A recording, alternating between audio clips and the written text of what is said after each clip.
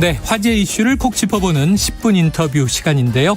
어제 문재인 대통령의 대담 방송이 있었죠.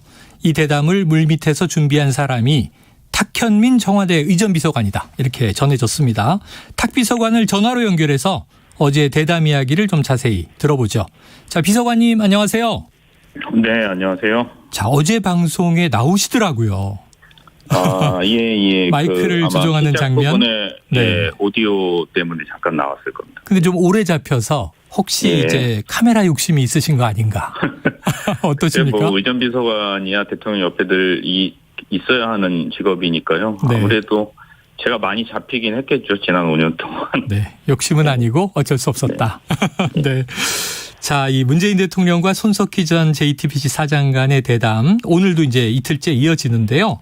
네. 이 방송을 탁 비서관께서 오랫동안 극비리에 준비했다, 이런 보도가 나왔어요. 맞습니까? 글쎄, 뭐 극비리라고 표현을 하시니까 뭔가 좀 다른 의도가 있는 것처럼 느껴지는데 뭐 그런 건 아니고요. 네. 대통령의 마지막 인사 혹은 소회를 어떻게 국민들께 전달해 드리는 게 좋을지에 대한 고민은 오래전부터 했었고요. 그 고민의 결과로 손석희 전 앵커와의 대담을 추진했던 건 맞습니다. 네.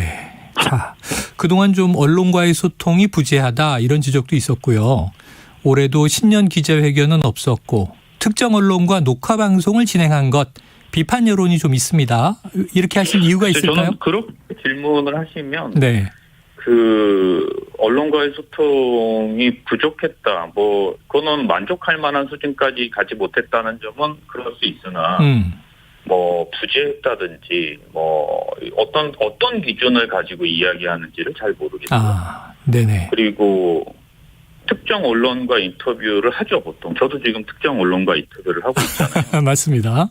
네, 그렇기 때문에 특정 언론과 인터뷰를 하거나 혹은 대담을 하는 것이 무엇이 문제인지 잘 모르겠고. 네.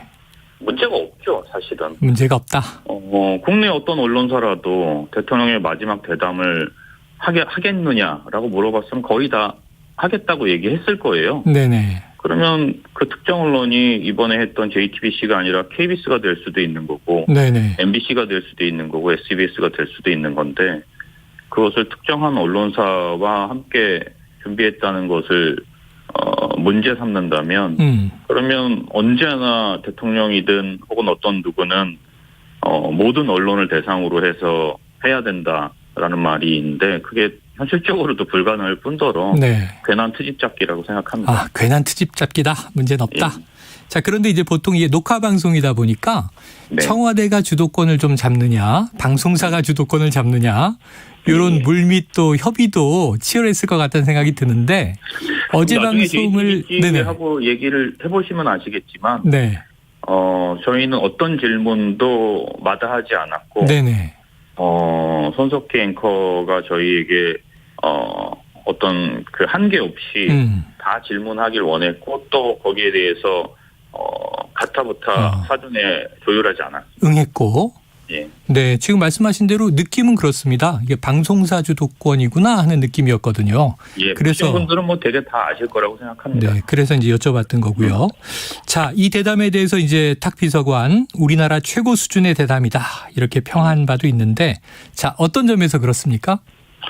저는 기자회견도 기획을 해봤고, 또 기자 간담회도 기획을 해봤고, 언론과 대통령 혹은 국민과의 대화, 일반 국민들과 대통령이 만나는 것도 기획을 해봤는데, 네. 대통령이 국민들과 직접적인 소통을 할 때 가장 중요한 것은 올바른 질문을 해야 한다는 것 같아요. 올바른 답은 저희가 잘 못할 수도 있다고 생각해요. 네네. 그거는 정치적인 상황이나 혹은 진행 중인 것이거나 혹은 다른 여러 가지 고려이거나 혹은 외교적인 문제라거나 당장 즉답을 할 수 없는 것들이 있기 때문에 대통령이 때로는 올바른 답을 하기는 어려울 수도 있어요. 그리고 거기에 대해서 비난은 받을 수 있지만 좋은 그리고 정확한 답을 원한다면 전제되어야 할 것이 올바르게 질문해야 하는 것이라고 생각하거든요. 그 올바른 질문이야말로 언론이 갖추어야 할 가장 기본적인 자세이면서 가장 중요한 덕목이라고 생각하는데, 지금 현재 대한민국에서 그것을 가장 잘 소화할 수 있는 사람을 저희는 손석희 전 앵커로 봤고, 네. 그리고 그 역할을 충분히 해주셨다고 생각합니다. 네. 자, 어제 날카롭고 또 비판적인 질문도 많이 나왔습니다. 예, 그러니까 진행하시는 분이 저희를 배려한다거나 혹은 퇴임을 앞둔 대통령이기 때문에 예민한 질문들을 양보한다거나 이러지 네. 않았거든요. 네네, 맞습니다. 저는 그 태도가 무척 중요하다고 생각하고 아마도 본인은 그 대통령을 심정적으로 지지하는 어떤 지지자들로부터는 상당한 비난을 받을 것을 감수하고서도 네. 그렇게 질문을 하셨던 거고 그게 그분의 역할이었던 거고 대통령은 또 그 일견 까칠하고 또 따끔따끔했던 질문들을 피하지 않고 본인의 생각을 정확하게 정리해서 막힘없이 얘기하셨던 그 두 장면이 저는 최근에 우리나라에서 보기 힘든 뭐랄까요 진짜 전문가 혹은 네. 진짜 고수들의 진검승부라고 할까요? 그런 느낌을 받았습니다. 그래요. 어휴, 탁 비서관님 대통령 편이 아니신 것 같아요. 왜냐하면 아니, 어제 그게 대통령 편에서 네. 말씀드리는 거라고 생각해요. 네, 대통령이 마지막이기 때문에 뭐 대통령님 그동안 고생하셨습니다. 뭐 앞으로 행복하십시오라고 얘기하는 것도 있을 수 있겠지만 네. 5년을 정리하려고 했던 대담이기 때문에 대통령이 평소에 가지고 있고 참아왔던 말씀들을 다 풀어놓는 게 대통령을 위해서도 국민을 위해서도 훨씬 더 좋고 그리고 결과적으로 대통령께서 무척 만족해 하셨습니다. 아, 알겠습니다. 자, 어제 대통령이 좀 난감해하는 표정도 있었고요. 또 답변하지 않는 대목도 있었는데. 그거는 그런데 답변하지 않았다고 말씀하시면 안 되고요. 답변하지 않음으로써 답변을 하신 거죠. 왜냐하면 현재 국회에서 진행 중인 이야기이기 때문에 대통령이 거기에 말을 얻는 게 적절치 않다라는 답변이었잖아요. 네, 맞습니다. 예, 그렇기 때문에 그거를 답변을 회피했다거나 피했다거나 이렇게 표현하는 것은 다소 부적절하다고 생각합니다. 그런데 또 이제 의외로 강한 발언을 내신 대목도 있어요. 네, 맞습니다. 자, 어제 대담 가운데 탁 비서관이 좀 인상 깊게 보신 대목이 있다면요? 저는 뭐 조목조목보다는 제가 현장에 계속 있었기 때문에 대통령께서 평소에 말씀을 많이 하시는 분도 아니고 특히나 현안에 대해서는 대통령의 현안이라는 건 계속 진행되고 있는 것이거든요. 네. 어쩜 대통령의 일이라는 것 자체가 대통령 스스로 이야기를 하는 순간 그것이 하나의 방침이 되고 결과가 돼버리기 때문에 대통령이란 자리는 말을 많이 해서는 안 되는 자리라고 생각해요. 제가 5년 동안 옆에서 봐왔던 것은. 그래서 그동안 어떤 현안이 진행될 때 늘 말씀을 아끼시는 편이었는데 말씀을 직접 하시기보다는 이번에는 그 모든 것들의 소외를 다 풀어놓으셨다고 생각해요.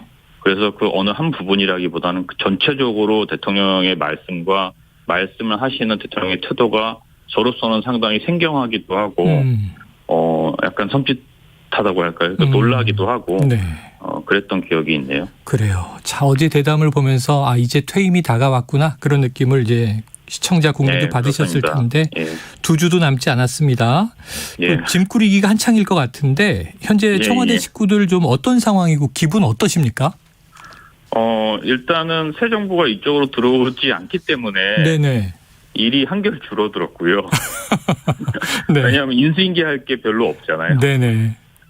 그래서 일이 한결 줄어들었고 나가는 분들도 짐을 꾸리거나 뭐 그 각자 개인 짐들을 정리하는 일도 한결 수월해져서 뭐 정말 기쁜 마음으로 오늘 이제 14일 남았거든요. 하루하루 카운팅을 하고 있습니다. 그래요. 자, 애초에 윤 당선인 이 5월 10일 0시 청와대 전면 개방. 뭐 최근 보도는 이제 취임식 끝나고 정오의 개방이라고 이제 바뀌긴 했습니다만. 그래서 이 당선인의 취임식 전날 청와대를 떠난다. 근데 이게 좀 서울에서 숙소를 잡다 보니까 이례적인 일이다. 이런 보도가 나오던데 어떻게 보십니까? 아주 이례적인 건 아니고요. 노무현 대통령님께서는 아마 그 당일날 아침, 그러니까 취임식 당일날 아침에 빠져나가셨고, 그 전에 김대중 대통령이나 김영삼 대통령께서는 미리 나가신 적도 있어요. 그러니까 아주 처음 있는 일은 아니고요. 뭐 진행자께서 말씀하셨다시피 5월 10일 날 여기를 개방한다고 공개적으로 이야기를 하시니 대통령께서 청와대에 있으면 공개 방해가 될 거 아니에요. 어떻게 하든지 간에. 뭐 그때는 시간도 자정이라고 못을 박았었고. 그러면 전임 대통령이 굳이 새 정부가 하려고 하는 첫 번째 일에 본의 아니게 방해하느니 일찍 나가서 다른 곳에 계시다가 취임식에 참석하시겠다는 선의로 보시면 제일 좋을 것 같습니다. 네, 선의로 본다. 뭐 그렇게들 이제 많이 해석을 하고 있습니다. 네. 자, 윤석열 대통령 당선인 취임식에 33억 원 예산이 집행된다. 특히 이 청와대 영빈관이 아니고 호텔을 대관해서 외빈 만찬을 치른다. 이게 좀 이제 보도가 되고 있는데요. 네. 지금 청와대 행사를 워낙 많이 기획하고 또 진행하셨으니까 예, 어떻게 보세요? 글쎄 제가 아직 14일이 남았기 때문에 새 당선인의 취임식과 또 취임 만찬에 대해서 가타부타 이야기하는 거는 다소 적절치 않은 것 같고 14일 후에는 그 행사들이 어떻게 진행이 네. 됐었으며 왜 저렇게 구성을 했는지에 대해서 말씀드릴 기회가 있지 않을까 싶은데요. 그러면 일단은 좀 지켜보도록 하겠습니다. 국민의 한 사람으로. 그럼 이제 공직을 마치신 이후에 그 대목은 꼭 그때는 다시. 제가 가감 없이 네. 조목조목 얘기할 수도 있겠죠. 자, 5월 10일 이후에 스튜디오에 꼭 예. 모시도록 하고요. 예. 자, 문재인 대통령의 임기 5년을 가장 가까이서 지켜본 분 중에 한 분입니다. 네. 국민들의 뇌리에 깊이 남을 문재인 정부의 성과 어떻게 좀 말씀 주시겠습니까? 저희는 계속 위기의 순간이었던 것 같아요. 처음 취임하시자마자 북핵 위기가 있었고 네. 그다음에 소부장으로 대변되는 일본과의 위기가 있었고 그리고 지금까지도 아직도 좀 마무리가 되지 않은 코로나와의 위기가 있었잖아요. 그러니까 대통령의 집권 5년은 끊임없는 위기의 연속이었고 그 위기를 극복하는 과정에 있었던 것 같아요. 솔직히 말씀드리면 저는 지금 우리가 했던 것보다 더 많은 일을 할 줄 알았어요. 네. 그런데 시간이 지나고 보니까 그 여러 가지 위기들을 넘느라고 무척 숨가팠던 것 같아요. 그래서 만약 지금 질문하신 것처럼 과연 무엇이 기억에 남느냐 하면 결국은 대통령님과 저희 참모들, 비서관들, 또 청와대 모든 분들 또는 정부 부처까지 이 5년 동안 닥쳐왔던 대한민국의 위기를 같이 국민들과 함께 같이 넘고 지금 여기에 아직까지 이렇게 버티고 서 있다. 이게 가장 인상적인 대목 아닌가 그런 생각이 듭니다. 네, 그래요. 자, 문 대통령 이 G7 정상회의에 2년 연속 초청을 받는 등 140여 차례 정상외교를 펼쳤습니다. 이 탁 비서관도 외교 현장, 순방 과정 뭐 거의 대부분 함께 하셨을 텐데 5년 전 외교와 지금 어떤 차이가 좀 나타났다 보십니까? 대통령을 평가하는 여론조사를 할 때마다 언제나 1위, 그러니까 긍정의 1위는 외교였던 것으로 전 기억하거든요. 되게. 그것은 우리 국민들의 평가이지만 실은 우리 국민들의 평가의 근거는 대개 외교라는 것이 해외 정상들이나 다른 국가와의 관계에서 받은 느낌을 평가하는 것이니까 결론적으로 우리의 외교가 5년 전에 비해서 혹은 10년 전에 비해서 지금 정말 많은 발전이 있었다고 생각하고요. 그럼 국민들도 아시리라고 생각합니다. 그렇게 평가를 해주셨으니까. 네. 특히나 G7에 2번이나 초청이 되고 또 제가 직접 대통령을 수행해서 세계 여러 나라를 다닐 때마다 받았던 느낌들은 우리가 더 이상 어떤 협의의 대상이라기보다는 존경 혹은 부러움의 대상일 때가 훨씬 더 많았던 것 같아요. 후반부로 갈수록. 단적인 예로 지난 유엔 총회 같은 경우에는 대통령께서 전 세계 정상을 대표해서 기조연설을 하시고 또 BTS가 전 세계 청년들을 대표해서 그랬었죠. 뮤직비디오를 찍고 또 연설을 했잖아요. 과연 대한민국이 불과 10년 전만 하더라도 그것을 상상할 수나 있었을까. 그때 BTS 멤버들도 저에게 그런 말을 했거든요. 이 현장이 꿈만 같다고. 최초였죠. 네. 아마 앞으로 어떻게 될지는 잘 모르겠습니다만 자신 있게 말씀드리고 싶은 것은 우리가 국민들과 문재인 대통령께서 여기까지 끌어올려놨습니다. 다음 정부가 잘 이어가셨으면 좋겠습니다. 네, 자 외교에 관한 하는 자부심이 묻어나는 말씀을 주셨습니다.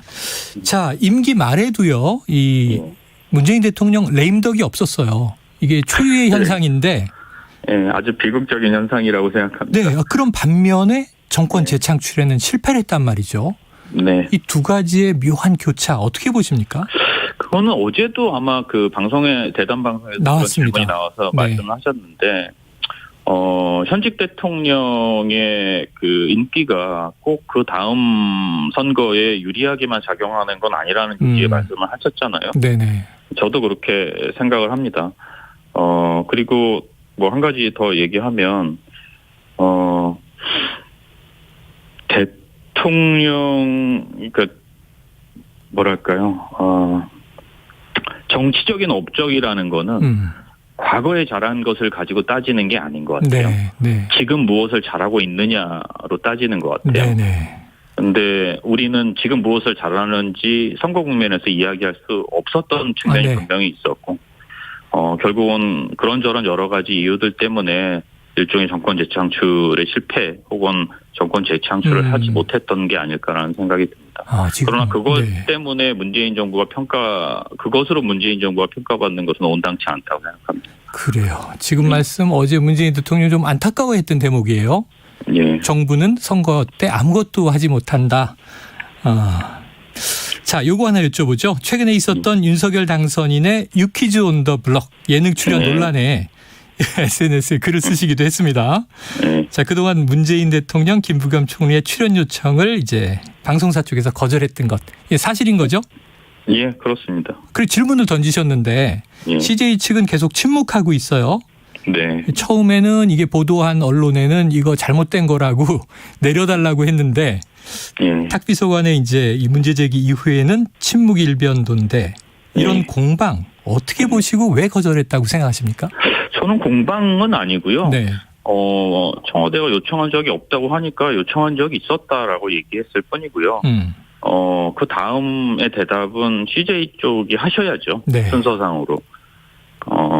근데 이제 그 문제를 떠나서 제가 제일 걱정스러운 대목은 뭐냐면 저 역시 이명박 박근혜 정부 내내 한 9년 가까이 블랙리스트에 올라서 실제로 국정원 블랙리스트뿐만 아니라 여러 블랙리스트에 실제로 올라가 있고 그 문서까지 이미 나와 있는 상태이잖아요. 그랬을 때 정말 아무 일도 할 수가 없었거든요.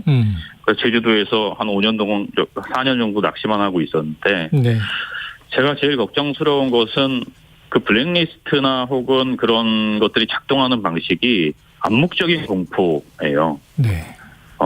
저는 유퀴즈의 내막은 잘 모르지만 혹여나 어떤 외부의 압력으로 프로그램을 제작하는 사람들이 본인들의 의사와 상관없이 그런 일이 벌어졌다면 그것이 저는 또 하나의 어떤 블랙리스트가 작동하는 방식이라고 생각합니다. 그랬을 때 개개인의 연출자, 작가 혹은 제작진들은 대항하기가 상당히 어려워요. 근데 그 어려움을 어떻게든 이겨내고 본인들이 프로그램의 주인 혹은 프로그램을 만드는 사람이라는 생각을 꼭 좀 하셨으면 좋겠어요. 그런 차원에서 드렸던 말씀이라고 이해해 주시면 좋겠습니다. 네. 그래서 만약 제작진의 결정이라면 존중한다 이런 말씀도 실제로 쓰셨죠? 제가 들었던 말도 제작진에서 대통령의 출연이 적절치 않다고 판단했다라는 말을 들었고 그렇기 때문에 군소리 없이 그 다음으로는 전화 한번 한 적이 없습니다. 알겠습니다 하고 끊었던 겁니다. 예. 자, 문재인 대통령 어제 고별 기자 간담회 시간도 가졌습니다. 여기서 현실 정치에 관여하지 않겠다. 노무현처럼 하지 않겠다. 이런 이야기를 남겼는데 아마 문 대통령 퇴임 이후에는 어떤 삶을 계획하고 있다고 보고 계세요? 말씀하셨던 대로 살려고 상당히 노력하실 거라고 생각합니다. 현실 정치에 관여하지 않으시려고 노력하실 거고 또 노무현 대통령처럼 하지 않겠다는 건 다른 의미가 아니라 노무현 대통령이 이제 하루에 한 번 정도씩은 꼭 나와서 국민들을 만나는 시간을 가지셨잖아요. 근데 이제 문재인 대통령께서는 그렇게 하는 것보다는 내가 가고 싶은데 들리고 싶은데 들리시고 거기서 자연스럽게 만나면 인사하고 또 그렇게 하겠다는 거지 굳이 내가 밖으로 나와서 모여있는 사람들에게 늘 뭔가 이야기를 하는 그런 건 하지 않겠다는 의미셔서 저는 그렇게 하실 거라고 생각하고 정말로 대통령께서 남은 삶이 평안하시고 행복하셨으면 좋겠습니다. 네, 알겠습니다. 자, 이제 5월 중순 이후에 공직의 족쇄가 풀리면 탁현민 감독으로 다시 꼭 모시도록 하겠습니다. 네, 그때 가서 한번 생각해보세요. 네, 알겠습니다. 오늘 말씀 고맙습니다. 예, 고맙습니다. 예, 지금까지 탁현민 청와대 의전 비서관이었습니다.